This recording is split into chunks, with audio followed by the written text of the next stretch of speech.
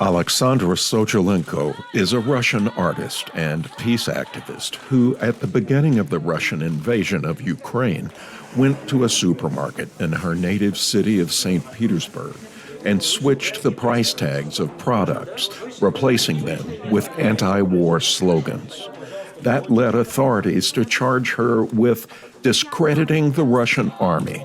And after a year and a half of so-called preventative detention, she has been sentenced to 7 years in prison. We are showing drawings that Aleksandra makes in prison, where we are told she is suffering physically and psychologically.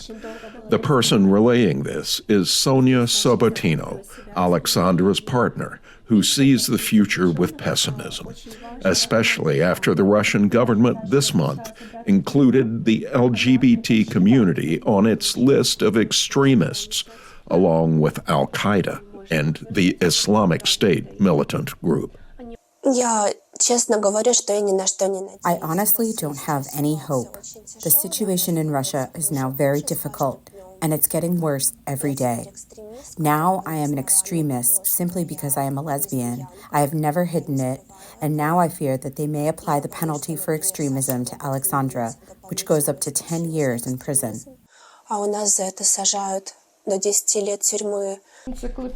Linguist Svetlana Drugovaiko was one of the experts called by the defense to examine materials used to accuse Aleksandra.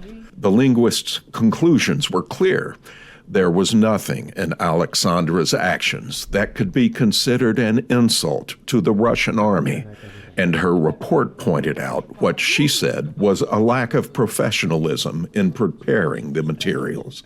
She says the documents failed to invoke any laws on the experts' activities, mentioned the criminal code without proper explanations, and included the use of poor grammar. I saw how unprofessional it was. It was written violating the basics of the Russian Federation legislation.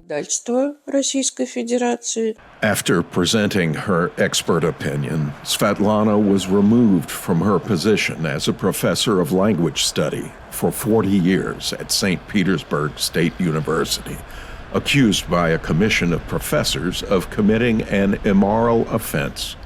She found the language humiliating, since it was the same as the university used in 2019 to expel a professor who murdered and dismembered his lover, a university student. Critics say Aleksandra's prison sentence and Svetlana's expulsion from her job are a clear sign that the repression is now directed not only against politicians, but also against civil society at large. Nikolai Rybakov is chairman of the liberal Yabloko party. He views the sentence as an attempt meant to deter other activists.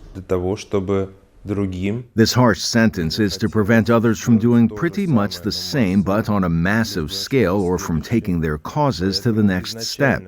This is why they feel the need to put an end to these initiatives from the very start, to make others be scared.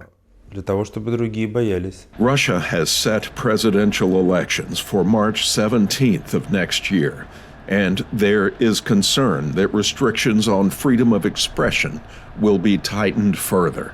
There are unfortunately many grounds to believe that after the elections, the situation will be more tough and very likely much more tough. Hopes for pacifists like Aleksandra that her sentence will be reduced seem very distant as Russia enters its second winter of war. For the VOA Moscow Bureau, Marcus Harton, VOA News.